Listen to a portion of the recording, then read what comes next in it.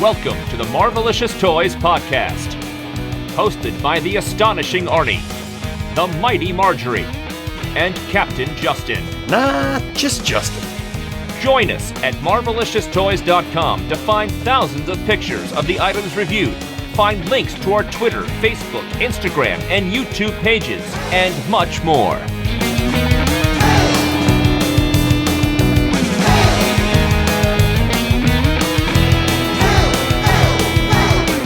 Welcome to Marvelicious Toys, Volume 2, Issue 13, and this is Marjorie. This is Arnie ZOLA. And this is Justin. Welcome to a concept episode of Marvelicious Toys.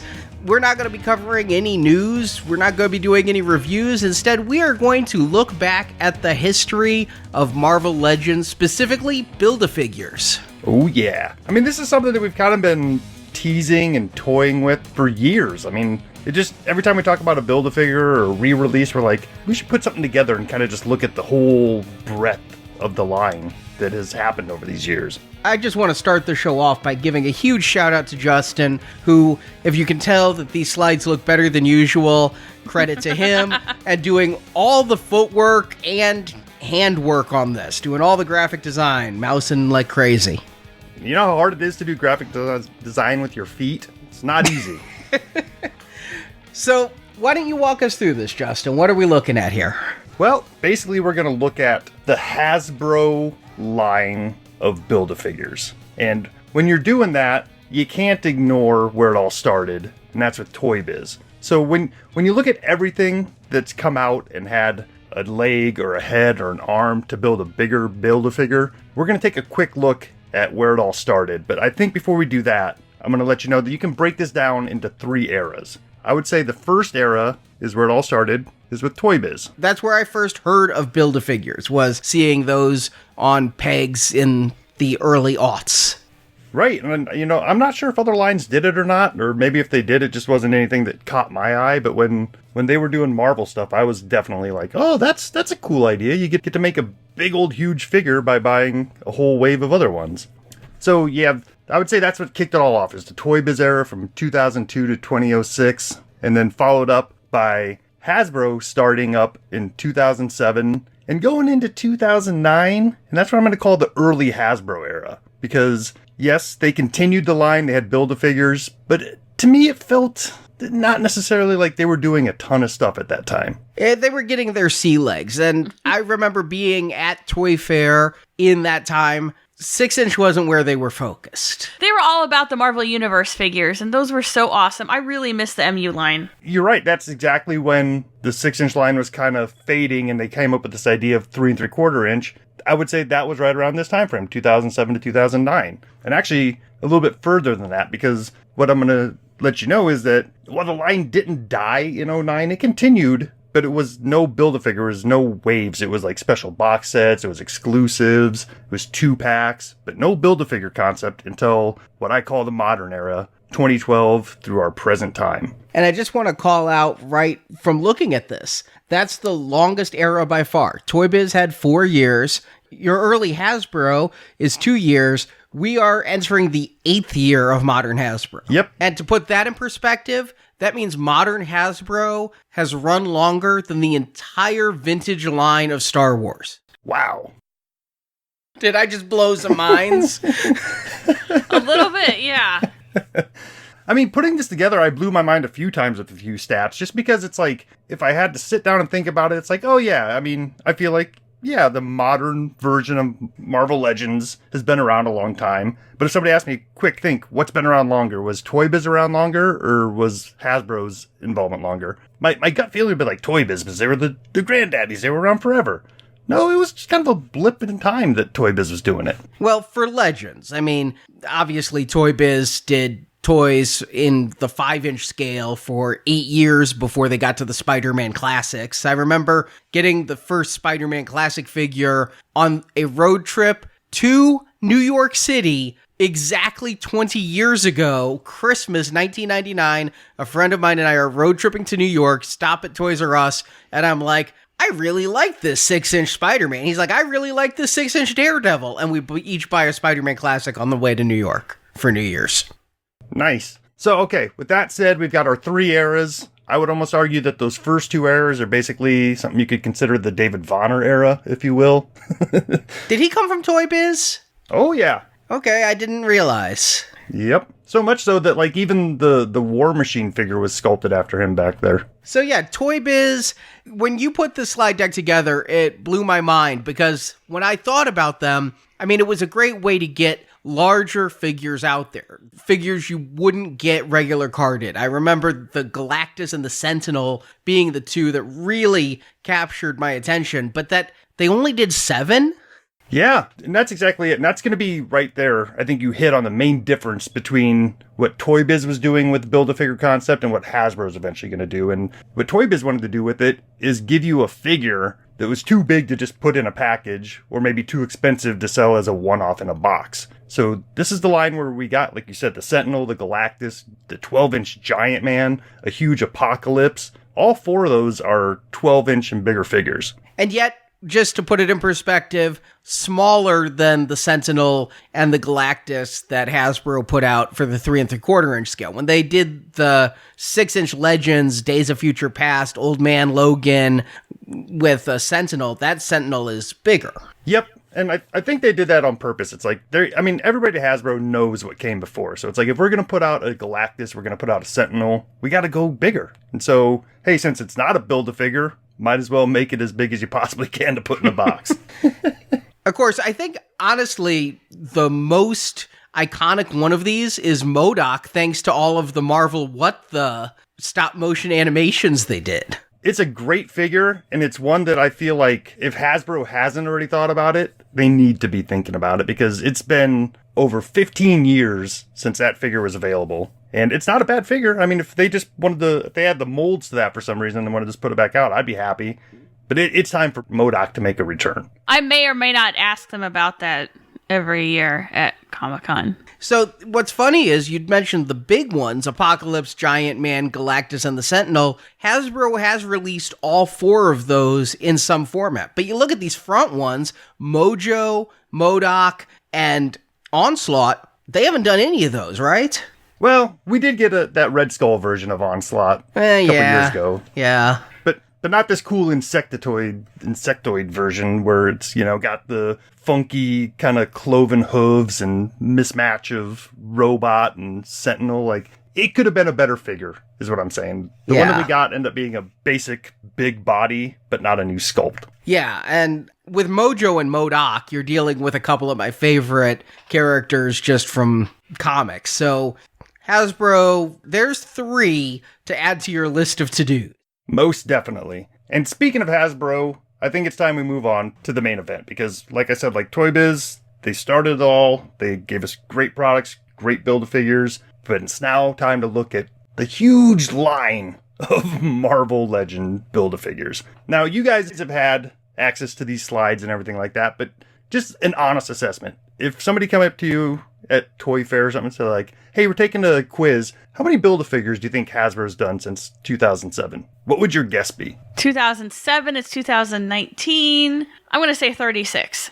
Honestly, if I didn't think about it too hard and think about how many waves they've been putting out and how we've been getting over 100 Legends a year, if I were just throwing out a number, I'd probably have said 25. Yeah, and I think I might have gone a little bit higher than Marjorie. I probably would have been somewhere in the low 40s without really thinking about it. But I gotta tell you, I'm floored. Going through this, come to find out, there's been 57 unique Build-A-Figures since the beginning of this line in Hasbro's hands. Holy crap. So that's 50 more. Exactly 50 more than Toybiz. So we start off here in the early days of Marvel Legends at Hasbro's hands, and one of the things I really enjoyed going through this was kind of the evolution of the logo. They keep changing this logo. There's been 4 different versions of the Marvel Legends branding throughout the years, and I gotta say, it gets better every time. Like, this first one I'm looking at, it's like, oh, that just feels old. That feels kind of like a tabletop game or something. Yes, I was just thinking that it looks like something I'd see at a game store with that old-timey font for Legends. Like, it's Legends of the Fall or something. It's very He-Man-y. Yeah, it's got like a mythical type of vibe to it. So I'm glad that one didn't stick around too terribly long. But the first figure that they decided to put out is Annihilus. And I gotta say, this one feels very Toybiz-y. It still has the articulated fingers. It's got articulated toes. If I had this figure on my shelf right now, I would almost think it was a Toybiz figure rather than a Hasbro offering. Well, since a lot of the people, and I understood the molds did go over, this could have been something started in the Toybiz era, given that it was one of the Hasbro's first out of the gate. Oh, that's very, very possible. But I remember when this came out, I was not collecting Legends, but we were running toy forums. I remember complaints. He's too normal-sized a figure. Toybiz put out Annihilus on their own. Why did we need to build a figure for this? Where's the giants? Yeah, and, for the first offering, Hasbro's probably like, oh, what have we done? Like, we just did a small figure, and people aren't too happy. But enough people were happy that the line kept going. And they decided they were going to go big, but almost not big and tall, but just big. Technically big and tall. I think that's where he got that onesie.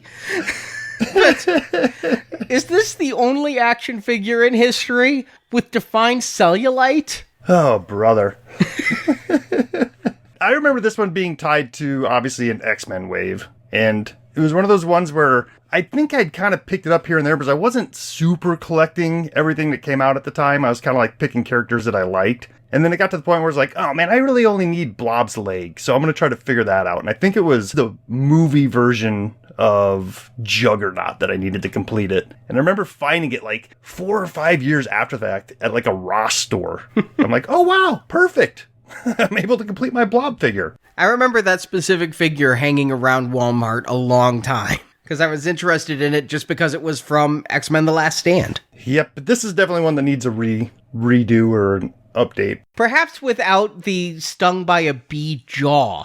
I mean, I get it, he's overweight, but that looks like, I don't know if you guys have seen the movie Pure Luck. I do think he looks like he's having an allergic reaction in the chin there. Or he's like a little squirrel who's got all the nuts packed away to go take them to the tree or something. He could almost be confused for like a modern day wrestling figure or something. I mean, he's got like the singlet on. Yeah.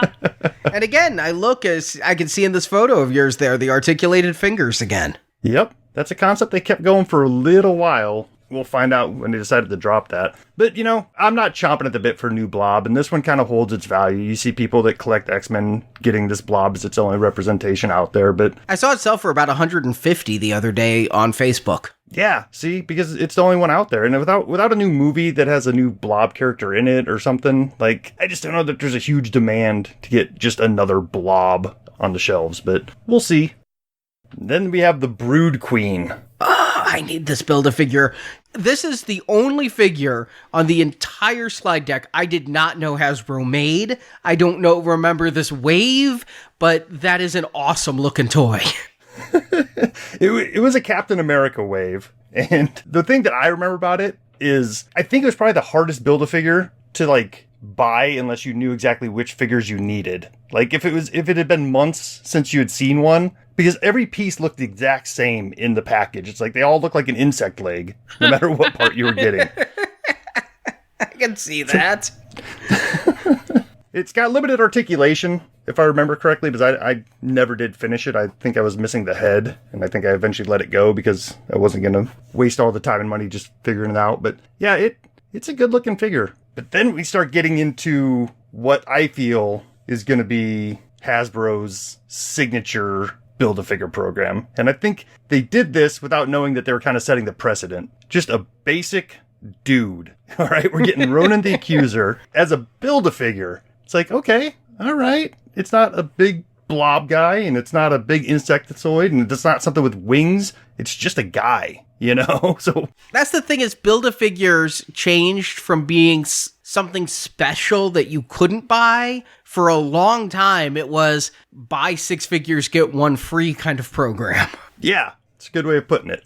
But yeah, this is Ronan the Accuser, obviously comic version. And I remember people being kind of lukewarm on it at the time, but for whatever reason, it felt like maybe 5-6 years ago, maybe it was as the Guardians of the Galaxy was coming out, people wanted to complete this guy. I'm surprised with 2 Guardians movies being huge successes and Captain Marvel, they've never re-released a comic Ronan. Yeah, I'm sure at some point we'll see him again. And then we get straight up into the first time they cross over into the movie lines. with the Spider-Man 3 Sandman figure, which, Oh yeah, I see the Thomas Hayden Church there. yeah, the head's there, the sculpt's there. It's just less of a build-a-figure and more of build-a-statue, you know? The pieces were weird. I have this wave, but I have not yet opened it. But looking at it, I mean, it looks like there's some good arm joints there, and there's a whole lot of segmentation going on in the legs. I don't know if those are joints.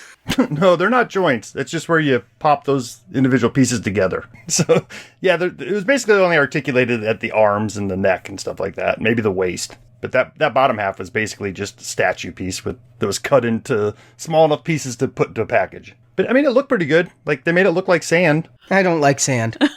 Wait, wrong franchise. Then this one, I think I'm going to let Arnie talk about, because I know this is Arnie's favorite number one. If we had to make a top 10 list, this would be number one on your list. Of the Hasbro era, I would say more than likely yes. But I have like 3 of these just in the room I'm in. 1 legit and 2 knockoffs, because I keep threatening to break out some orange paint and paint it as the variant they never made. I, in fact, just stumbled upon that photo today that I took of their presentation in 09, I believe, where they talked about painting him orange and putting him in the MU 3 3/4 inch line. Vonner revealed on this show years ago it was going to come with a Howard the Duck figure as a Comic-Con exclusive. But yes, I picked up this wave for a song, too. And this wave is like one of the most expensive waves now. When you hear people talk about buying the Fing Fang Foom wave, it was all the Hulks. And you had She-Hulk and Gladiator Hulk and Maestro Hulk, I believe. And there was the San Diego Comic-Con pack where you got them all early in a big white Fing Fang Foom box. And some e-tailer who was a sponsor of our show gave me a 30% off anything on their shop coupon. I don't think they expected me to go to the Fing Fang Foom box set from San Diego Comic-Con and drop the price on that 30%. But yes, I did indeed do that. I do love this figure. Well, I mean, finally it was a return to what people thought the Build-A-Figure program should be. You buy a bunch of figures and you get big parts and you build a huge figure. I mean, this guy's like, what does he stand? Probably like 14, 15, 16 inches tall? I'd say about 14 to 15, yeah. Nice. You know, and I think that's what a lot of fans were waiting for. And like you said, with it being an entire wave of Hulk-themed characters, that's going to be popular anyway. You know, I mean, Planet Hulk is still one of the most popular Hulk figures out there. And to have a whole wave around it, I think Absorbing Man originally was in that line too. So it was a cool wave of figures. Forget the Build-A-Figure, and then you add to it a cool big Fing Fang Foom figure. Hell yeah, it's going to be the most popular thing ever. The only thing I'll say is I think Fing Fang Foom does scale better to the 3 3/4 inch. I know he came out in the Legends line, but by 08, 3 3/4 inch line was there, and I just feel that if you put a 6-inch figure next to Fing Fang Foom, so I think he's a little small for a 6-inch figure. Yeah, you're right. Probably better in the 3 3/4 inch line. But still, the articulation, the sculpting, the fact that they've never brought him back out, never finished that orange one with the purple pants, I need to bug Dwight about that some more. I mean, just to quickly speak about the continuing popularity of this figure, this is one of the most highly knocked off figures still to this day. Like, go search on eBay for Fing Fang Foom KO, and there's plenty of them out there. I got one. I was more than happy to get one. If I'm going to customize one, I'm not customizing a real one. Right? And then I would say, coming in quite hot after that, Target had an exclusive line that produced the Red Hulk figure. And to be honest with you, I like this mold. This mold was also used in, it wasn't yet, it was to come out, the Toys R Us 2-packs with the Green Hulk, different head. Mm-hmm. But it was a good sculpt at the time. But now that we're getting these other Hulks, I can't wait for a Red Hulk version to come out with these new bigger bucks that they're doing. But up until a year ago, I was hoping they'd re-release this figure because there's so many people that didn't have a chance to get him because he was a Build-A-Figure and hard to get. I remember when we started Marvelicious Toys in 11, you would talk with reverence about the Red Hulk Build-A-Figure. I still look at it and just like am in awe at it. You know, I mean, it's got its flaws. You know, it's got the ball joint hips that I'm not a huge fan of, but the rest of it is just a thing of beauty as far as the sculpt goes. But a lot of people think it's a little undersized for a Hulk figure as well. I've always just felt that the chest was a little bit angular. I felt that way about the green one. It was one of the first Legends I got of the modern era. And it always just looked like a video game where they didn't have enough polygons to render the chest right. It's funny because I think that's kind of what draws me to it, is because it does have like just a slight tinge of like an anime feel to it. Mm-hmm. And then, not to be outdone, Walmart got themselves an exclusive Build-A-Figure series that you could build Ares from. And boy, oh boy. And this was one of the most expensive secondary market figures for a long time. Oh, yeah. Yeah. And I mean, obviously, this is one that Hasbro knew about the secondary market price on. They teased us for a while they gave us a 3 3/4 inch version of them. It's like, oh, that's great. What about 6 inch? And then they gave us a Build-A-Figure, like the Allfather, that had very similar legs to this. It's just like if you had parts that you couldn't finish from this wave, you might try those legs. It didn't quite work out. But no, they eventually did hear us. And they released Ares in 2017 with, I think, a very nice upgrade to them. New legs, new paint job, and, they used enough parts to probably keep the cost down, but I think when you're going to re-release a figure like this is the way to do it. Yeah, I think they just took the opportunity to, update the legs, and it might have just been, the lower legs even, too. I do think that they got the flesh color much better in later years, too. It's not as, pinky. Yeah, silly putty-ish color. Yeah.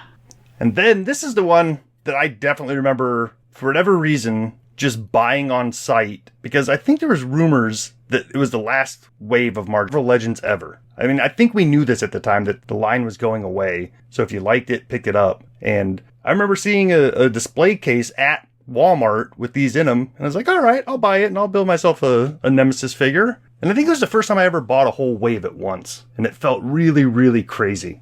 Spending $13 each. Several years later, I would still be finding Movie Beast and the Nemesis Wave Punisher and I think Daredevil all on deep clearance prices. Because I didn't start buying Legends until the revival of the wave, and several of these were still sitting around. Yep, and part of that too was because there was a number of variants in the line. That Punisher had a regular version and then a camouflage painted version. So if you weren't a completist, you'd pick your favorite version of Punisher and leave that other one on the shelf, thus making less of a market demand for that left leg, But yeah, Nemesis ushered in the end of the Build-A-Figure series for quite a few years. 3. Yep, and like I said earlier, they kept putting out Legends, and it was few and far between, and I think it felt like they were kind of gone. And then, we got excited as 2-packs started showing up at Toys R Us as exclusives. We're like, oh, Legends are coming back. But not with Build-A-Figures. So that's kind of what was going on for the rest of 09 through 10 and 11. And then, at Comic-Con in 2012, they ushered in the return of Marvel Legends with that Thor in Mjolnir hammer packaging. Yep. I think that right there is the mark of the beginning of the modern line of Marvel Legends. And a new logo. Yep, that packaging itself had the old logo on it, but it was the last one with that on it. So I don't know if they maybe weren't too far into development yet, but if I could go back and change history, I would have liked it to have been the introduction of the new logo, because it would just make sense. But now, yeah, we're into 2012, and the first one that came out, and this is, I think, the first wave that came out when we were actually a show covering Marvel Legends, because I remember getting the TERAX wave, getting them out, reviewing them, taking photos, and just being super excited that this had come back. And I remember really liking the wave, and it had a couple Ghost Riders in it, and the Steve Rogers in the blue and whites, and... Is it Captain Rogers? Yeah. Yep, and the variant with the clear shield one. Mm-hmm. Oh, yeah. But this was all new to me. It was this that got me to be a 6-inch collector. But yeah, this figure right here kind of holds a special place in my heart, because this is like you said, is what got you on board and got you excited about it. And to me, it felt like the return of all right, we're back to collecting figures to build a figure. Even though it was TERAX, and looking back on it, it's still a cool figure, and I'm glad they did it, but it just still kind of feels like Yeah, I agree. No part of me has sat around 8 years later going, when will we get a new updated TERAX? But they were quick to follow up with ARNIM ZOLA. This was a really great figure and provided Arnie with lots of entertainment. Yeah, didn't you put your own face in one? Did you peel that plastic off? Or did we just talk about it? I didn't. One of our listeners did. Nice. And sent me a Build-A-Figure Arnim Zola with me in it. Awesome. And this is another one that did, obviously, more recently see a re-release in that 2-pack that was just out earlier this year. And I don't know, like, were people chomping at the bit for a comic version of Arnim Zola that we needed a re-release on it? Or did they just see an opportunity to update it and make it a little bit better? I had heard people wanting one who had missed out. I mean, it had been 7 years. True. I don't know that this new one fulfills that need. I mean, it's different arms, totally different face, very different color scheme. This almost feels like if you're playing Marvel vs. Capcom as Arnim Zola versus Arnim Zola. That's exactly what it is. This is costume variant B. I think it's a good reuse of parts. Like you said, it's different arms, which I feel like makes it different enough that if you have both of them, you don't feel like you just bought a repaint, you know? So as a completionist, I do appreciate the differences in these. And then we get into 2013 and we get our first Build-A-Figure of the year, and it's a little bit bigger than what we've been getting. We get an Ironmonger, the comic version of Ironmonger. And this is one of those 7-8 inch bigger robotic figures. And I remember being pretty excited about this because it's like, all right, we're not back to the 12-inch huge, but we're getting back into those bulkier figures that feel like you're getting something more for your money. It is also around the time that they really started tying in comic waves with movie releases. Ironmonger was part of an Iron Man themed wave coming out right before Iron Man 3. Definitely. It's easy to forget that Iron Man 3 is coming up on 7 years old. Wow. Is it? Wow.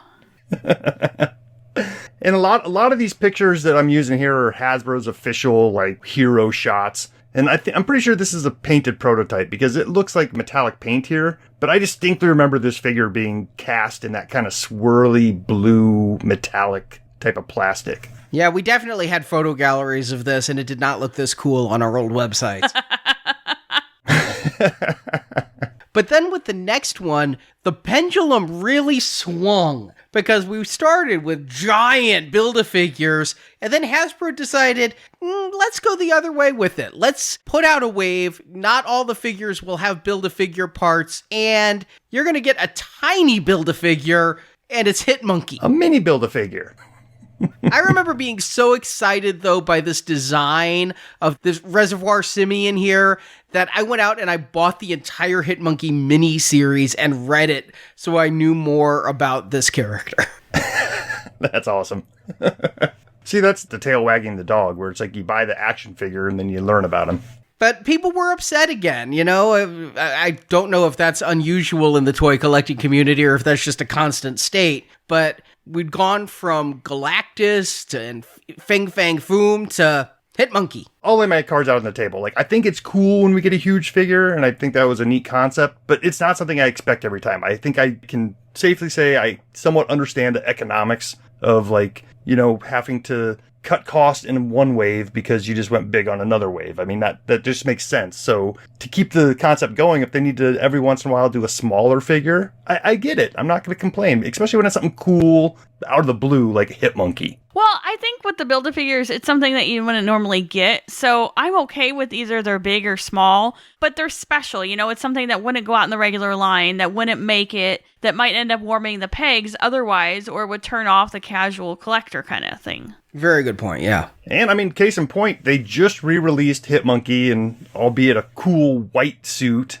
and it comes in a 2-pack with Deadpool and a matching white suit. And I gotta tell you, if people were chomping at the bit for a Hitmonkey, I could still go out to any GameStop and pick up a pack. So if you missed it and you were complaining, here's your chance. Go get a Hitmonkey. And if you want him in a black suit, just grab some paint and make it so. I couldn't believe they re-released Hitmonkey. That entire Deadpool 2-pack is just unbelievably, awesomely unbelievable.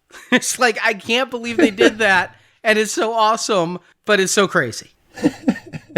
2013 also brought us comic Rocket Raccoon, and I love his it's almost like a little Civil War outfit, but I love this Rocket Raccoon. I think he's fun, and this was before Guardians, the movie, And not a lot of people knew who Rocket Raccoon was. And I think, all of us, we kind of tangentially knew who he was, but he won me over with his little cuteness. I loved the articulated jaw. I just remember loving that jaw. And that he couldn't stand on his own unless he was a tripod with that tail. Yeah, you definitely needed the tail to make him stand, because he didn't have any leg articulation. That bottom half is just kind of a sculpted statue. But they weren't done with this sculpt by a long shot. They were going to get their money's worth with this one, because not only did they re-release it as a straight-up repaint for subscribers of Marvel's Unlimited digital service, you could get the white-trimmed version of Rocket. I remember that. I remember seeing that at New York Comic Con and being very excited for it, because that was after the movie and now everybody was on the Rocket train. Mm-hmm. Yeah, they came out with it like kind of as like an introduction to like, hey, there's this movie coming out. Like Marjorie said, nobody knows how it's going to go. Like, is people going to hop on board for this movie? And it's like, oh, Rocket Raccoon is really popular. Let's get him out there again. But then they used the body again with a new head and a more kind of comic-y style paint job in the Entertainment Earth exclusive Guardians pack. That's the one with like the whole team. We get the ugly head Groot and the cool looking Gamora and the Star-Lord with the classic helmet. Yeah, I have several of those because they went so cheap on clearance. Those things sat around for years. I think it's because they re-released so many figures so quick. They just must have been on a roll with making smaller figures, because the very next wave gives us Puck. Well, remember, the line was having some trouble at this point, too. It was around this time figures started disappearing. They'd show stuff in cases that never came out. They were cutting costs. These were still on the orange cards, and I think that's part of the reason why we got tiny Build-A-Figures. Wasn't this also when the staff started to switch on the Marvel team? That CEO of Hasbro said, we're going to make less products. We're going to put out less SKUs. But isn't that also when there was a little upheaval in the staff? Yeah. Yep. Well, yeah, you're right. That's a good point, because in 2013, they weren't fully dedicated to Marvel Legends. Like, we were still getting dedicated 3 3/4 inch lines for each movie that came out. In 2013, we're getting, Yeah, but it was starting to waver by 2013. Do you remember the Iron Man assembler figures? That was when 3 3/4 inch started to die. Yeah. What year was that? Was that 2013, 2014? That was 2013 for Iron Man 3. Okay. Yep. It just seemed like they were doing anything and everything at that point. And I mean, I think it's good to bring it up that Marvel Legends weren't as ensconced as they were. Like, every wave could have potentially been the last wave we saw. But luckily for us, it's not. And 6 years later, Puck finally makes a return. And what do you think about this? They barely changed him. They just gave him kind of like a metallic-y P. Didn't they give him a goofier face? Yeah, it looks like he's smiling in the new one, and I think it's merely how they painted the mustache. It's very possible. I have not gotten the Alpha Flight series in yet, so I don't have this new Puck in hand to compare, so all I had was pictures online, but it's possible there's somewhat of a new head sculpt there too. Yeah, I've got the Alpha Flight set. I was not one of the smart ones who waited for that Black Friday sale. I have it here, and it's a great figure. That's the thing. And these Legends from 2013, some of those later orange carded ones are kind of pricey. I think it's good to get him out there as part of the team, and the fact that he could balance on one hand was awesome. But that was our last of what you'd call the middle era Hasbro Build-A-Figures. Kind of like what we were just talking about. Like, they weren't really sure what they were doing with Marvel Legends yet, but we are coming into the later half of 2013 going forward, which is I'm going to call the final modern era, right? Like, we're going to start looking at the Legends logo that was on the box for the longest amount of time. This is when they changed the packaging to what we still have today as well. We now start getting the figures in a box instead of on a card. And this is when I remember being at San Diego Comic-Con and just the push they were giving. I don't know that it entirely took off immediately. We were still in a rocky time. But yes, starting with the 2014 Captain America, the Winter Soldier kind of wave. Definitely. And that was still in late 13. I think that was like one of those October releases that started hitting shelves in the fall and, stick around till the new year. But maybe internally Hasbro consider that a 2014 wave. But we start seeing some reuse of parts. We get legs from Ironmonger, possibly some arms. but a new body and a new head and some awesome accessories to build the MANDROID figure. I remember wanting to army build him, but he was a Build-A-Figure, so I didn't. There's always plenty of them in the dioramas at San Diego Comic-Con whenever they put that up. I'm surprised again. You know, this seems like a figure that, with the Shield logo and things, could have found life in a re-release and did not. Yeah, Hydrobot or something, you know what I'm saying? Like, they could repaint this one into a couple different things and still get some more life out of it. Then back when Amazing Spider-Man was still the Spider-Man du jour, Andrew Garfield, we got a Spider-Man wave that had a movie figure, but the Build-A-Figure was the ultimate Green Goblin. I remember it being like a good reuse of a Hulk, basically with new feet and new hands. Toys R Us had an exclusive Jubilee, which I think we've seen recently, haven't we had one? Yeah, she got a somewhat of a re-release because, damn, that wave was hard to find. Even at the time, I remember lucking out and getting an order in online. This Jubilee was going for hundreds. I think even just the Storm from that wave is going for hundreds, and that had the Jubilee body. Yeah, I mean, it was a smaller wave, if I remember correctly. I think it was like 5 figures, possibly maybe 6. Like, there was a Strife, Storm, Wolverine, which I don't think had a Build-A-Figure part. So, yeah, this was a blink and you missed it at Toys R Us. I would love to get an official word from Hasbro why this wave is so hard to get. Like, is there a warehouse somewhere with this wave just up on the upper shelf forgotten about? Because it was supposed to go to online retailers and they all canceled their pre-orders. And it was online at Toys R Us, like you said, for like a few hours. And then, like, a few stores got them in, but I never saw more than one wave. No, I never saw most of them on our local store shelves. I'd see a couple of the lesser figures sitting around. But, yeah, she was a hard-to-get figure. They did just this year come out with her as a figure. I almost don't dare call it a re-release, though, because it is so different. Yeah, she's got her casual clothes on. Yeah, I was going to ask you guys what you thought. I had to include her because it's the same character.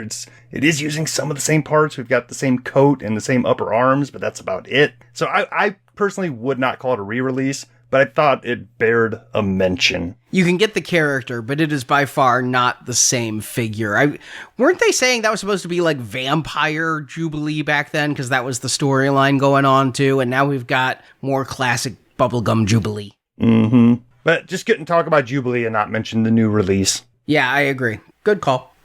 But by the time 2014 rolled around, Hasbro knew, and so did Marvel, that people loved Guardians of the Galaxy, and they had to start getting the stuff for this movie. And they finally got us a Build-A-Figure that made sense, and I feel like it's the first Marvel movie Build-A-Figure that we've gotten. I mean, looking at yours, yeah, I would definitely agree. But the Guardians felt like the first time we got a full wave of almost entirely movie figures because they did the entire Guardians roster there. And you built the Groot out of it.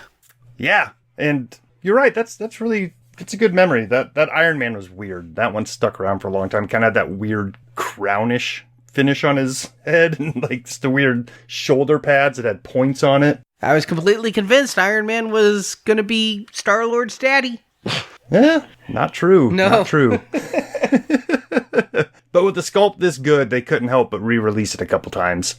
That 2015 EE1 is both the best and the worst. It does. It looks like a knockoff. It looks like horror jack-o'-lantern Groot. And I get it. It's how the comic look was back then. He was more craggly, kind of like, the Christmas ornament I have up here from Gentle Giant. But it was 2017, though, the Toys R Us re-release, where I'm like, wait a second. I bought a whole wave for that figure. You put a new head on him and sold him to me again. But be honest with yourself. I mean, I bought that re-release because of the new head, but also, come on, you got 2 baby Groots. We got potted baby Groot and toddler baby Groot. Yeah. And the mossy paint job. I mean, it's interesting to me when they do a Build-A-Figure re-release upgrade. We're going to be talking about more of those as we go through.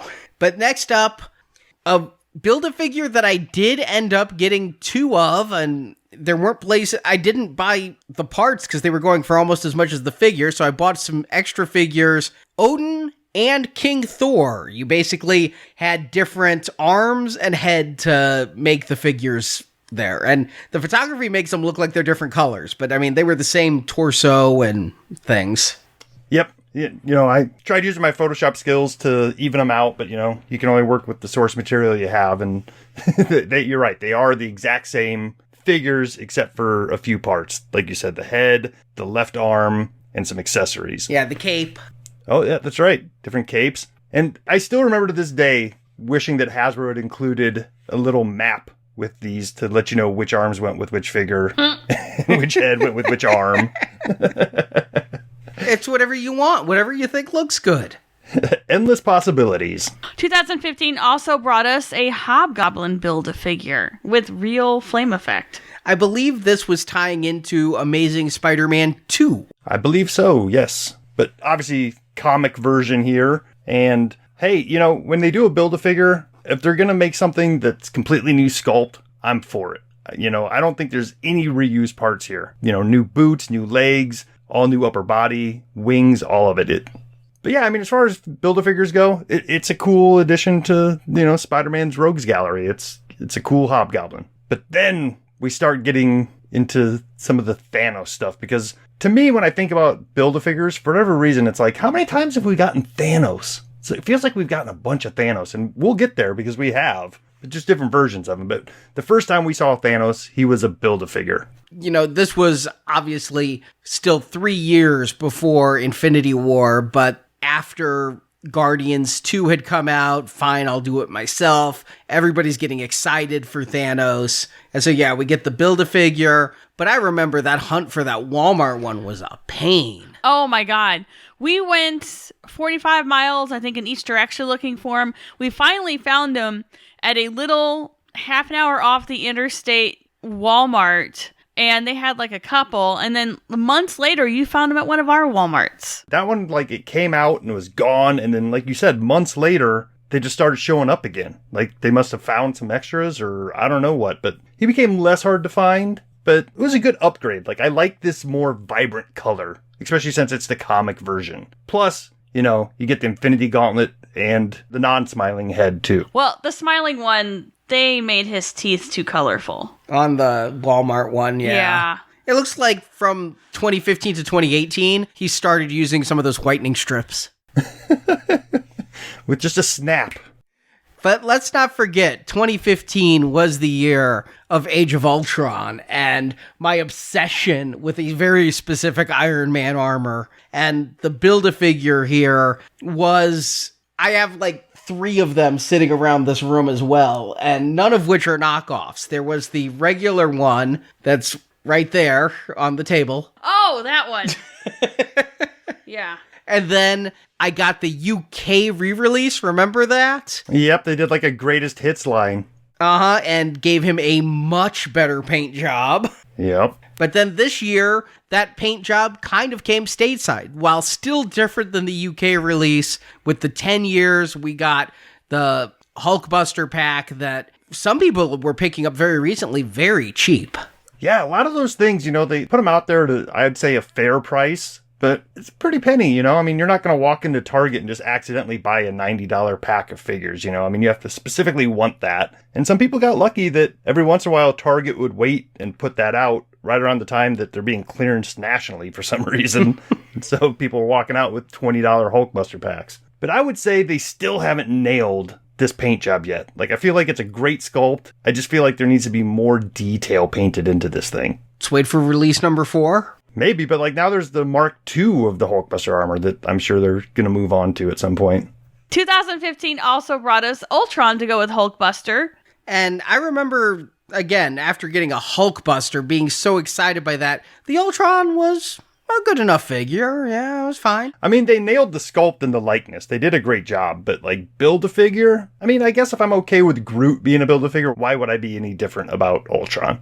But I feel like they thought they might have rushed it a little bit and maybe not had all the information when it was time to go to production with it, because they did re-release it just a couple years later in this Marvel Studios 10th anniversary line with an upgraded paint app. And I think, was it a Best Buy exclusive, or did it just kind of start there? It just started there. And if you're looking for him brand new, he's $15 on Amazon right now. Nice. Yeah, so if you never got this Build-A-Figure, I think this is the perfect way to get this out there for somebody who missed it. And it's a better version than the one you would have spent $100 building. So more power to you. If you're late to the line, sometimes it pays off. Yeah, Dwight said about a couple of these, another one we'll talk about later, they're still tweaking CGI up till the last minute. So because they have to get the figure designed so much ahead of time, what they are able to come out with at first may not match the movie, and they're able to go back and get it right with some of these re-releases. But again, if you really wanted the movie Ultron and you bought figures you didn't necessarily want to get some Ultron parts, yeah, you might be kicking yourself 3 years later. Now, this next one is one that surprises me that they have not re-released yet, because it is one of the hardest to complete Build-A-Figures, because it comes from a Spider-Man wave, which is usually pretty popular, and for whatever reason, I don't know if a lot of people weren't on board when this came out. At the time, I didn't have any problem putting the wave together, but like 2 years later, people are chomping at the bit to finish their RHINO figure. And I would have thought with like some of the ones we saw in that 80th anniversary line this year, that they might have put out a RHINO and Spider-Man pack like they did with Juggernaut and Colossus and stuff like that, but they haven't yet. So I think RHINO is going to sit on this list as probably one of the hardest to get Build-A-Figures. Yeah, and he's had a huge increase of popularity. There's been a lot of RHINO stuff lately. Ever since he showed up in the PS4 game, I know there's been a lot of statues and things for him. And I used Dorkside Toys to get a second one of him so I could have both heads displayed, because I just couldn't decide if I liked Wacky Head or Stern Head. That Wacky Head is a little too... I think I said at the time, it still looks like Marty Feldman to me. Igor? Yes. And now getting into the most recent era, 2015 and on, we did get, you're right, another Onslaught, a very different Onslaught. It's not, hashtag not my Onslaught. Yeah, I mean, as the Build-A-Figure, it came with the Red Skull head, but I want to say it was a couple waves later, maybe even a whole year later, one of the figures came with the Magneto helmet that would fit on this as well, and some people display this Onslaught with the Magneto helmet. Yeah, I do remember that. Came out with Kitty Pryde in the Juggernaut wave. Ah, right. So, yeah, this was another one where it's like, that's almost an entirely different character. Mm-hmm. I want to like this figure more than I do, because, I mean, everything that I look for in a Build-A-Figure is there. It's all new sculpting. It's got some great paint apps. But at the end of the day, and I kind of remember us talking about this at the time we were reviewing it, just the plastic they chose, or maybe just the fact that they didn't weather it very much, it just comes off feeling very toyish and plasticky. It's got like the same sheen that like Baymax does in his little red outfit. Yes. Very Baymax feeling. That's who this reminds me of, is Baymax. We also got Absorbing Man with multiple arms and an alternate head there. So if you wanted the Michael Berryman looking head, you've got it. That's the Hills Have Eyes guy, right? Yes, the guy from the Smoking in the Boys Room video with Motley Crue, and he was in Weird Science. Yeah. It looks like him, right? Yeah, it totally does. It's the bullet-shaped head. Yeah, absolutely.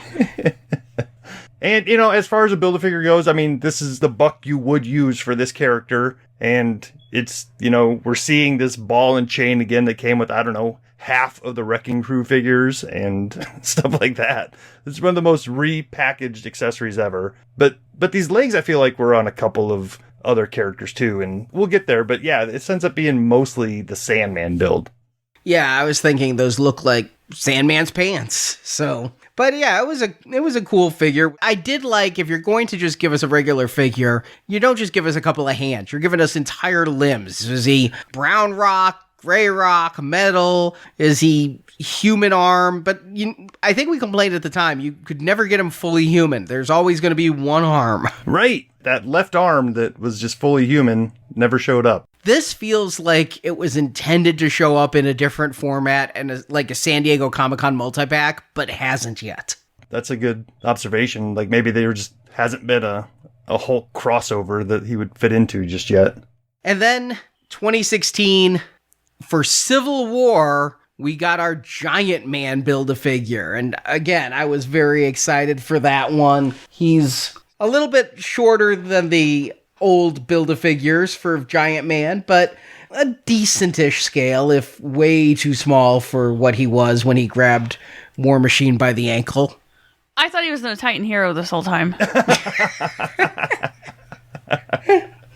Yeah, I mean, woefully underscaled, but like also it does feel like a throwback to the original days of getting that oversized figure. And it's basically just that same 12-inch Marvel Legends profile that they do with some of these characters. So, hey, maybe that's the way it started. Maybe this was just going to be a 12-inch release in that Marvel Legends series, but I don't know. I mean, I think it worked, but at the same time, I remember thinking, it looks like they didn't quite finish painting it. Like, there's parts on his legs that didn't get all the way up, and I think the back of him didn't feel too finished. And so when this year they announced at Comic-Con that they were releasing him as a single figure, and for only $30, that's what surprised me. Is $30 for this big figure I thought was a good deal, with an updated paint scheme, a little more accurate, and they said they fixed the boots. I haven't bought this new one yet, but it looks like they did fix the boots a little bit. You haven't bought this new one? I have 3. First of all, I had to have one to tear open and play with, but I love the package where you've got the Berlin airport behind him from Civil War, but it's like he's on his knees because the package is too small for him. They have done some amazing packaging. I do have a Titan Hero Ant-Man that they did some great packaging with, and this one, I love the package. Yeah, and don't get me wrong, I will pick this one up, but it's just been, every time I see him, there's something that takes more priority sitting right next to it. I mean, there's been so many releases this year, especially exclusives and all these other 2 and 3 packs, that I feel like this one's going to be around to pick up later on at that $30 still. So I will get them, and I will appreciate it, but just haven't gotten around to it yet. Yeah, maybe you'll even get them for $20 after Christmas. And then later that year, we got Space Knight Venom. Yeah, he was one that like I kind of forgot about. Looking at him again, it's like, oh yeah, I remember putting that guy together. But at the same time, it's like, for getting a Build-A-Figure Venom, this isn't the version of that character I would pick. So I was a little disappointed in that. But I mean, all in all, it's a cool looking figure. But this next one in 2016 is the one that really, really kind of confused me. Because in 2016, we get an Abomination comic style Build-A-Figure. And it's like, awesome. Gonna put together a nice Abomination. And then for some reason, Hasbro decided, well, we're not gonna just release Abomination once, we're gonna release him twice. He's also in our exclusive San Diego Comic-Con pack later this year, the Raft set. But he's gonna be a completely different green. They do that, though. I mean, quite regularly, we will see a Build-A-Figure or a figure in a different paint scheme in those San Diego Comic-Con sets. Being the same year, not unheard of. We'll be talking about another one in just a couple slides. Right, but this one I remember distinctly feeling like they were out at the exact same time. Like you could go to the store and pick up the wave to build Abomination across the street from Comic-Con after buying your Raft set. I just like his little blue Speedos. Oh, and then we have one of my favorites, Juggernaut. This was a really good figure, too. Yeah, we had him hanging around the desk for a long time. I do remember those rubber rings on the arms didn't like to stay all the way up. This one shows that Hasbro is listening and realizing what people want, because this was another hard to get figure for a while, you know. Completing the Juggernaut was a little bit tricky. It was a X-Men wave. I can't remember which one of those figures ended up being hard to find, but there's a lot of people missing like a left leg for Juggy. So just this year, the 80th anniversary line, they re-released him with an updated paint scheme. I feel like he's a little bit more comic-y. Maybe it's just a brighter paint scheme. But I'm just now realizing that not only do we get, you know, the unmasked head and the alternate hands and the broken helmet, but his regular helmet seems like it's different. It's that more classic, wider, less dinged up version of the helmet. But I think for, you know, that type of collector, you know, if you have to have both, then, you know, you might have to play the long game to get whatever piece you're missing. But I think as a stand-in, this is a good way to get a Juggernaut on your shelf in your X-Men display. And he doesn't have a belt, so I feel like it's more original 60s Juggernaut versus modern Juggernaut. And then, of course, 2016 brought us the Doctor Strange movie, and we got our Dormammu Build-A-Figure that was blacklight enabled. I had so much fun photographing him using a key light and some black light and those glowy accessories in his hands. And this is the first time that we got a Build-A-Figure after it had been released as an exclusive. So the year before, in 2015 at Comic-Con, they had that Book of Ashanti pack where Dormammu was part of that wave. And really the only difference was a slight paint change. I mean, it wasn't a huge paint change. The plastic in his head was a little bit different orange, but the big difference that you can tell just by looking at it was the skulls that he came with were completely different colors. Even though I think they're all Ghost Rider heads. I think they probably are. Then we get another Sandman in 2017. Slightly different. He's more of an action figure, but he comes with, I guess those are alternate hands, and he does come up with an alternate head. It's no longer Lowell Mathers, though. Yeah, this is the classic comic book one with all the different types of weapons he normally makes when he's trying to kick Spider-Man's butt. I always did love the half-smashed face. Yeah, there's quite a lot of detail in that face because, you know, I mean, they reused the body like we talked about. This is that Absorbing Man body, so like not a lot of new parts. You know, they gave us some new arms, and I think they spent the majority of their time and effort making sure that this head was spot on, and it's cool. I mean, it's really worth the price of admission, I think. Which is good because, again, we'd gotten him the year before at Comic-Con. Right. And since the first one was an exclusive, you know, he was part of that Raft pack as well. I would have been upset being somebody who, if I don't have a chance to get to Comic-Con and get the exclusives like we do, I would have been upset if these were flip-flopped. If the classic green shirt was the exclusive and this kind of toned down, sepia-toned version was the Build-A-Figure, I think I would have yawned at it. I just remember when they were advertising the Sandman, because we knew he was coming, and we pretty much knew he was a Build-A-Figure. They're like, and all these accessories, you can just put them right on the Comic-Con Sandman figure. So he could have the hammer hand or the spiky hand. But hey, and, you know, and it works out, you know. That Raft one just feels less than the regular release one to me. It feels like camo Sandman to me. It does not work as Sandman is completely sandy, but yet still wearing his clothes. And then we get into another Guardians of the Galaxy wave, and instead of giving us another version of Groot to build, they whip out Titus from the comics, and I'm going to lay my cards on the table. This is my least favorite Build-A-Figure of all time. It's just so uninspired and boring, and I don't know if anybody was chomping at the bit to get a Titus figure, and one that just is basically on a standard buck with a different arm accessory and a tiger head. It feels uninspired to me. Yeah, I can see that. I mean, I'm always for any kind of mountain lion with a quad cannon for a hand, but... You're always saying that, I know. I mean... I never shut up about it. He looks like a sports team mascot that's shooting t-shirts out of that quad cannon. You know I'm right. You are completely right. Comes out at halftime, shoot 4 shirts at once. The thing is, this also came at a period where the waves were hitting us so fast. It was like the beginning of the year, and between the Titus wave, and then there was a Warlock wave, and I remember building that, and remember Warlock was a pain to build. Like, the parts kept breaking. Mm-hmm. Speaking of Warlock, he is the very next character on our list. And this one checks all the boxes that I think we were just kind of talking about. The last one didn't. It's like, okay, kind of a character, you know, most people aren't even hoping for, but once you see it, it's like, oh yeah, that's pretty cool. All new sculpting, some cool looking paint finish. I really want to like this figure more than I do. It just feels kind of wobbly and not very well produced, but it looks cool. Yeah, they put all their time on the paint and not enough in the actual making. Yeah, just wobbly joints, and it just feels rickety all the way around. And I thought maybe I had a bad one, but I remember you talking about yours was the same way, so there just must have been something going on with that particular production. Yeah, I remember I had to actually return a figure because of the part broke, and so I'm like, well, this is a defective product, so I exchanged. I didn't like steal. I just went and did this is broken, give me a fixed one.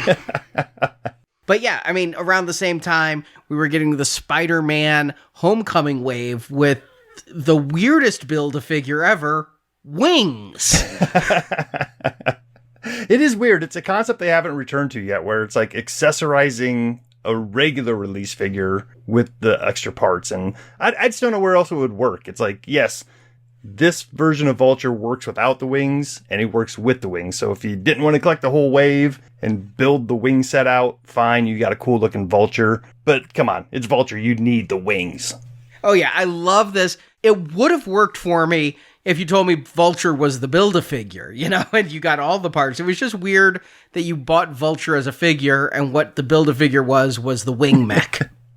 Yeah, it's a weird concept. Maybe they'll go back to it again in the future, but it was a weird way to go about it. But at the end of the day, for guys like us, we're going to end up with a Vulture with wings. So if it's because I got a leg and a part of a wing, or if I bought the figure and put the wings together, the end result is the same. And again, surprised they didn't re-release that all together for the 80th anniversary. It felt like, or the 10th MCU anniversary. Felt like that would have been a great opportunity to see that come back around. Right? With a Michael Keaton sculpted head, that would have been, a nice little addition to that, because, come on, it's Michael Keaton. He's in the MCU now. Let's get his head on a figure. Next up, we had Mantis, and this is Mantis from Guardians 2. Yeah, after the success of Guardians 1, they did another almost entire movie wave. Not completely, but a number of movie figures. And yes, we built our standard Mantis there. And this is one that I remember a lot of people kind of griping about.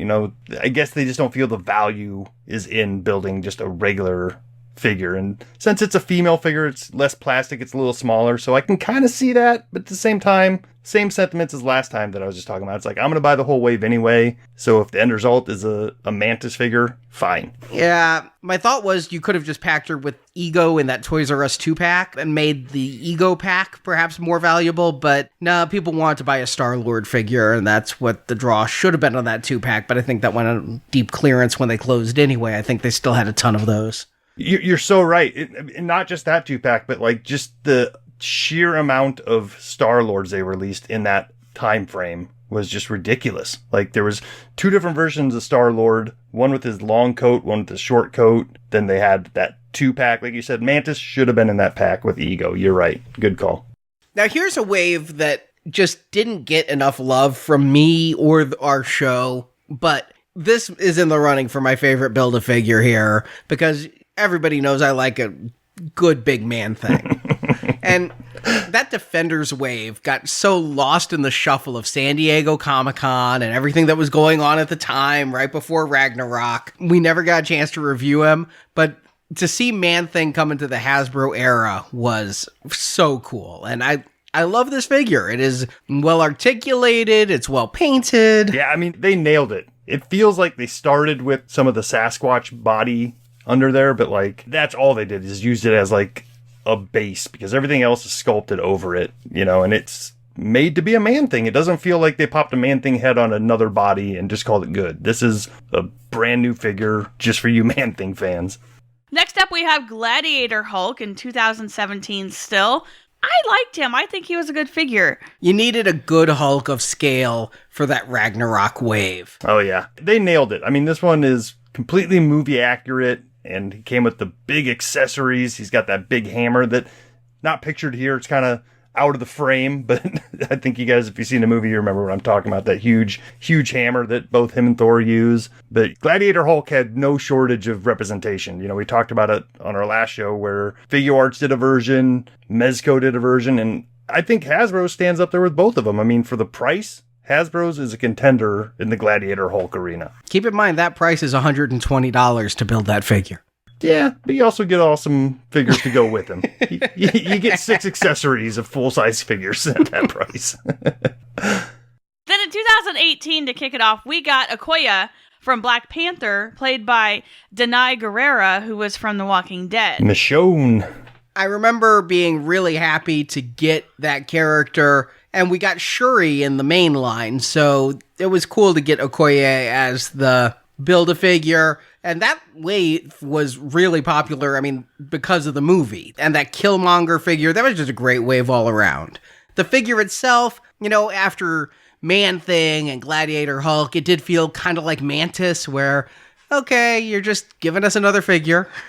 Yeah, I mean, I think also making you question the value of it, too, is the way this was packaged. There was other female warriors in this series that were almost the exact same body. So like you'd buy a female warrior figure and right next to it is the body for this that looks exactly the same. There was like little tiny differences in maybe some of their jewelry, but they all did wear the same outfits. Yep. It's one of those that I'm glad we got it, you know? I mean, if it had to be a Build-A-Figure, fine. I'm glad to have the character. I was glad to get the Lizard figure we got that year, which feels ripped right out of McFarlane's Spider-Man comic. You know, this isn't your classic Kirk Connors Lizard that you'd see in some of the Saturday morning cartoons. This is the deranged lizard that was tormenting. I think that was even the name, one of the comics was Torment back in that first 5-issue McFarlane run of just the adjectiveless Spider-Man comic. Yeah, I mean, all around a great figure. If I had to ding it for one thing is the weirdly articulated tail, where it's like got a arm joint every couple inches, and it feels very inorganic. No tail bends at those angles after straight runs. But, you know, it's in the back, it's a tail. The rest of the figure is, they knocked it out of the park. As I recall, he would not stand up well without that tail, though.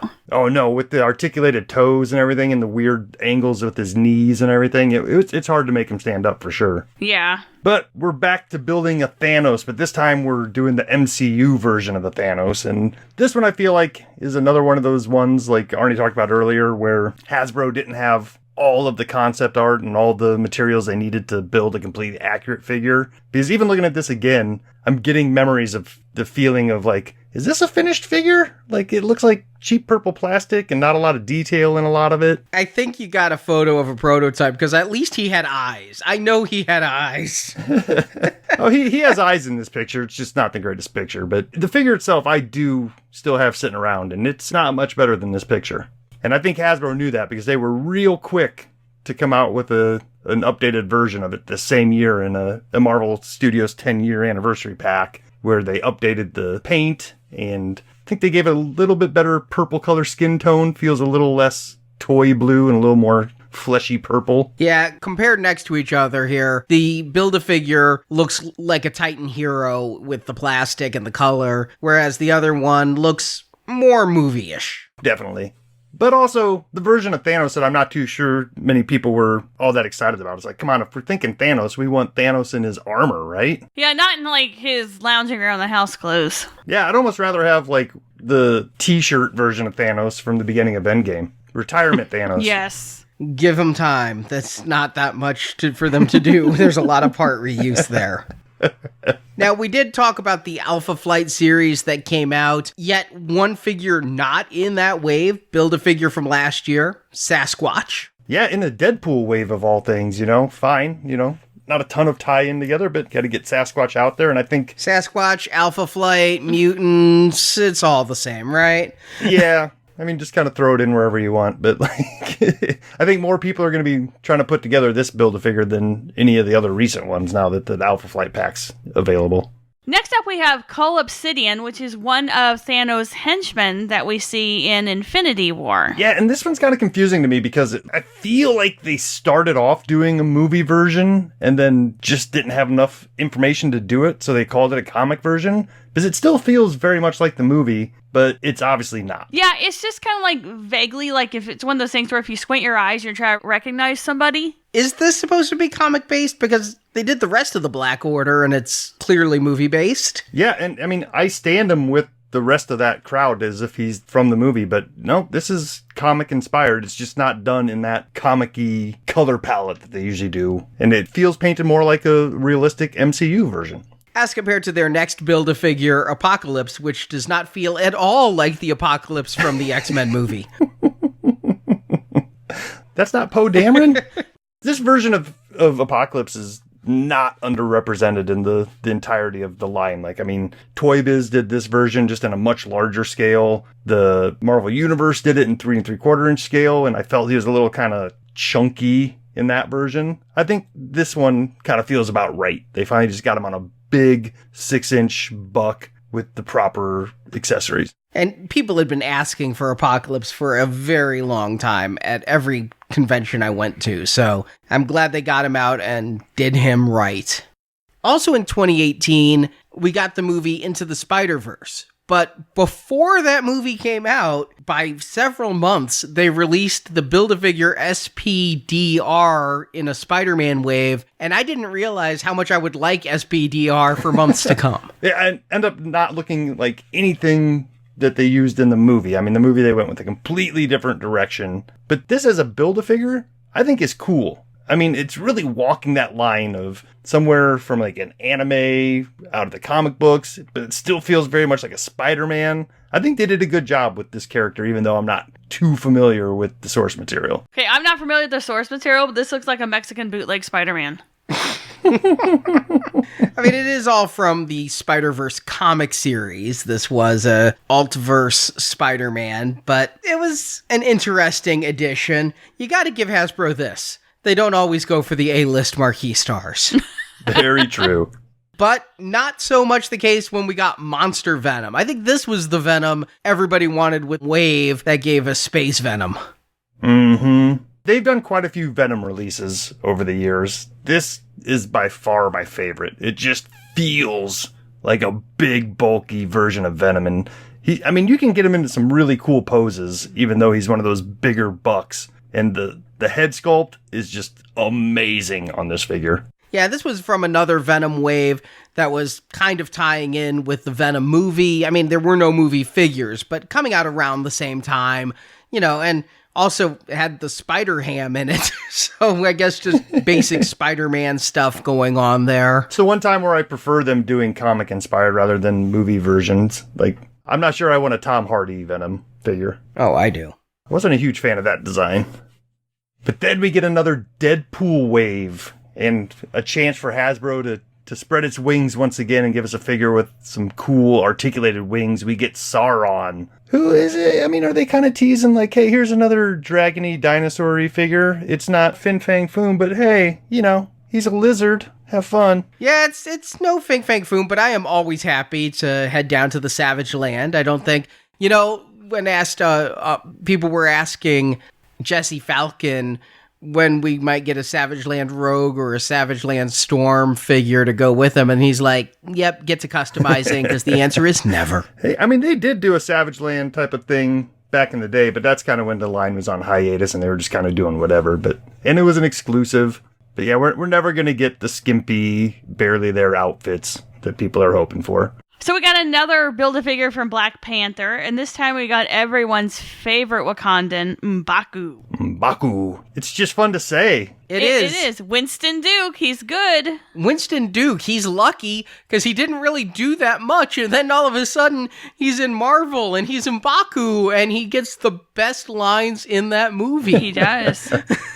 Yeah, I mean, it's another one where it's, your standard size figure. And, if I would have got it as a regular release, great. If it's a Build-A-Figure, great. I just have to look at the detail and the amount of sculpting and painting that went into this thing. And it's a work of art. Like, if you haven't picked this one up, no Wakanda lineup is complete without M'Baku. And that wave felt like a make good for Black Panther. I mean, the movie was such a success. So many characters demanded from it. M'Baku may not have sold well on his own. Again, a good way to get that character in there. But then we were switching gears from the $1 billion Black Panther to the $1 billion Captain Marvel. Hard to believe we are still got like 10 Build-A-Figures to go, and we're talking from this year, from the Captain Marvel wave, still sitting on my desk from when we reviewed it, the Kree Sentry. Which means I need to clean my desk. And I have not warmed up on this figure at all. Like, matter of fact, if anything, I'm souring more and more on it. Just every time I see it, I'm just like, ugh, whatever. It does nothing for me. Then up we have Kingpin, which we should have had a Kingpin before this at some point, right? I mean, God knows we have enough Daredevils. But this Kingpin figure, the pinky ring, the walking stick, the face, and I did pick up another one from Dorkside Toys because not long after this, with that Professor X Rider figure, randomly, they include a Shadow King head for this figure. That's a great way to get a completely new figure out of this. And that's the Thanos you wanted. Armored Thanos, helicopter blade and all.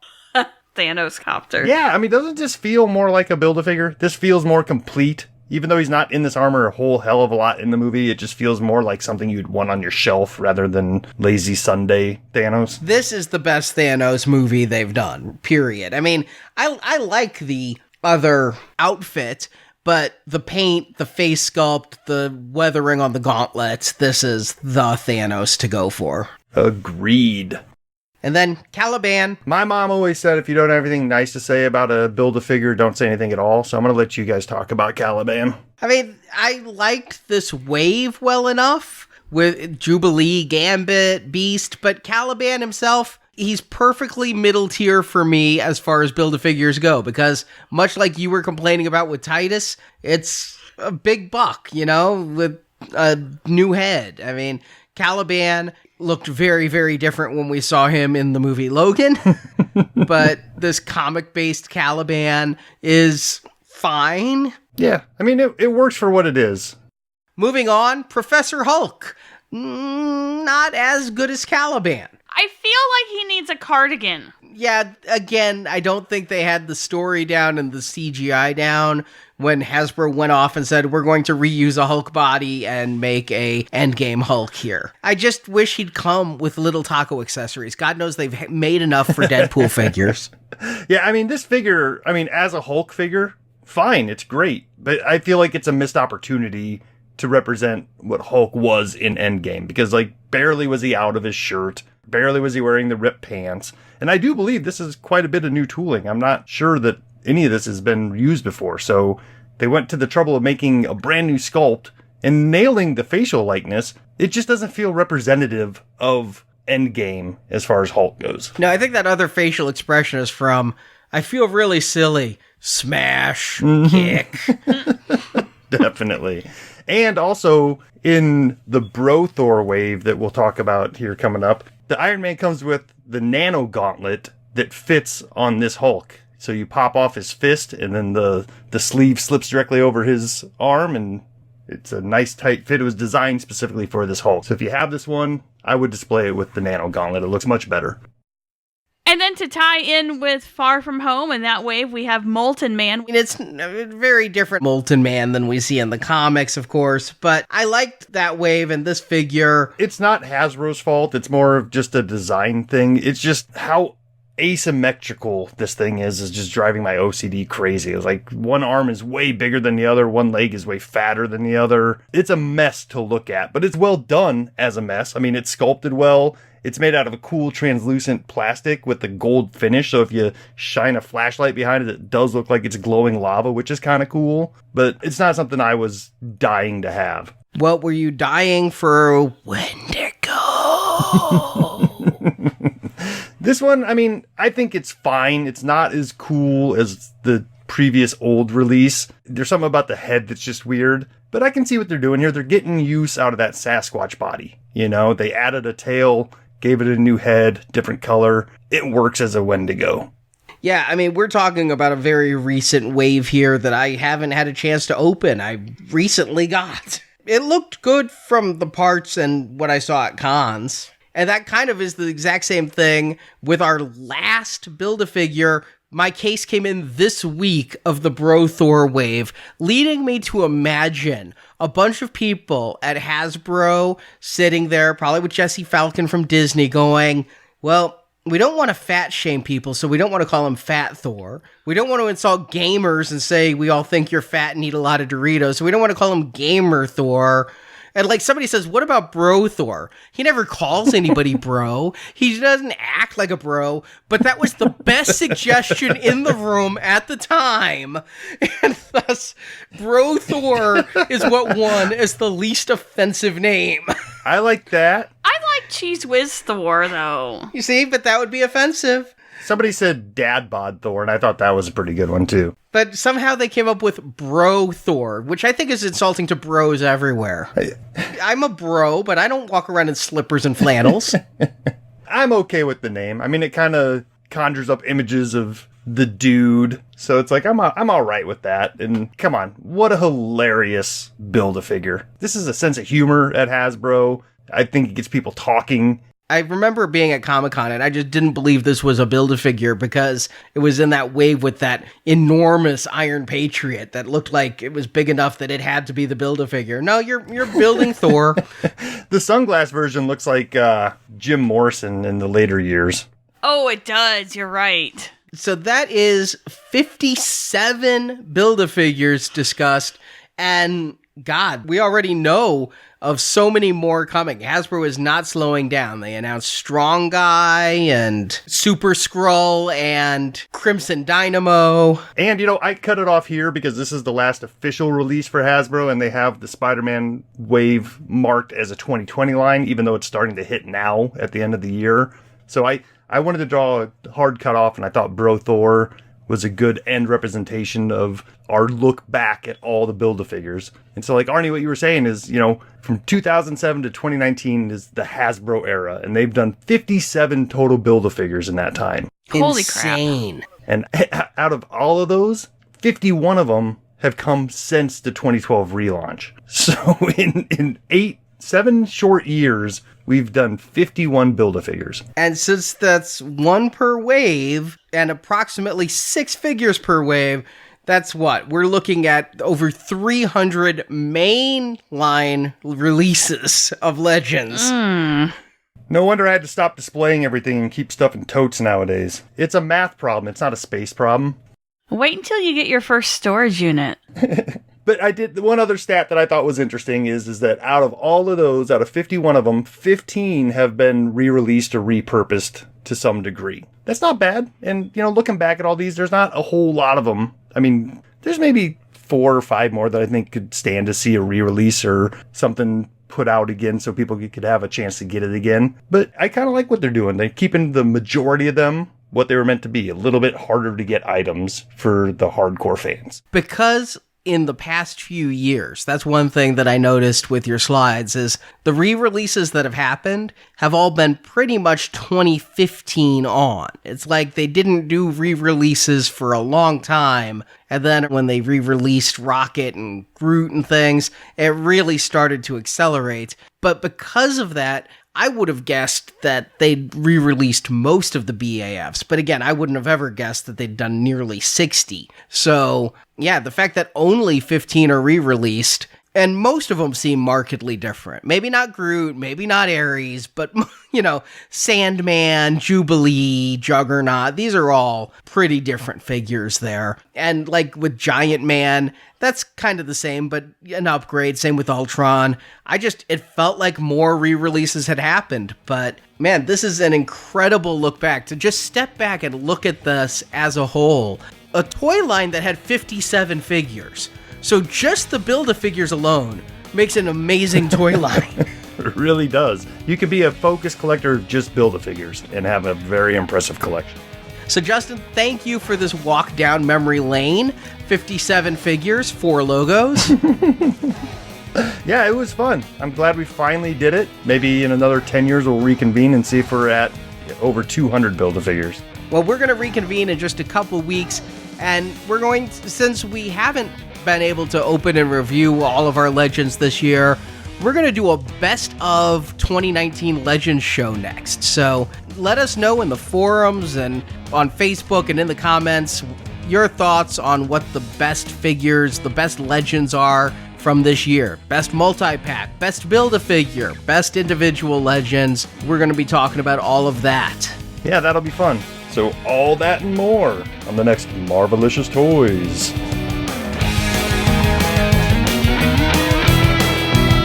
Thank you for listening to this episode of Marvelicious Toys.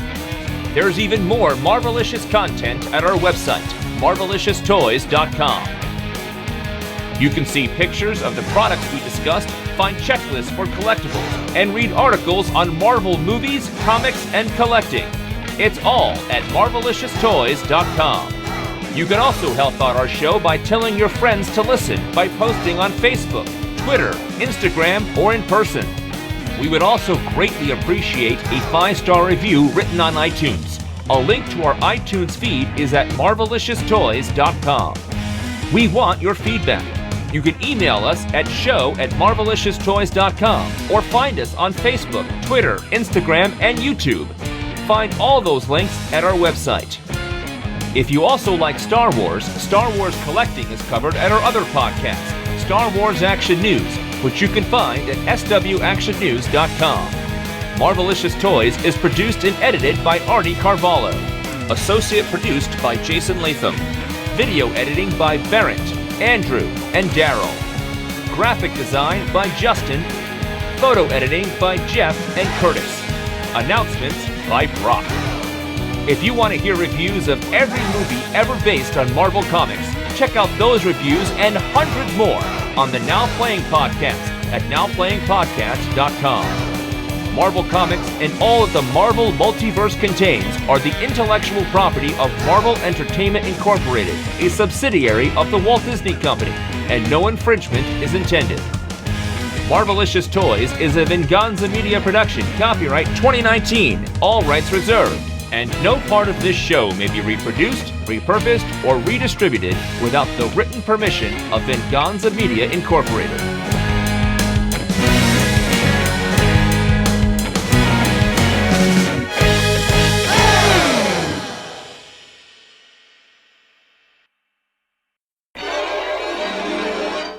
But the bigger question is, why does a lizard need pants?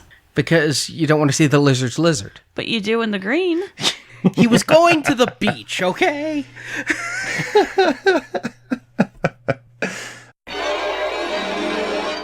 I don't know that I want a Tom Holland Venom figure. Tom Not Tom Holland. Holland. Tom What's his Holland name? Venom? No, you mean, oh God, what's his name? Tom Hardy. Tom Hardy.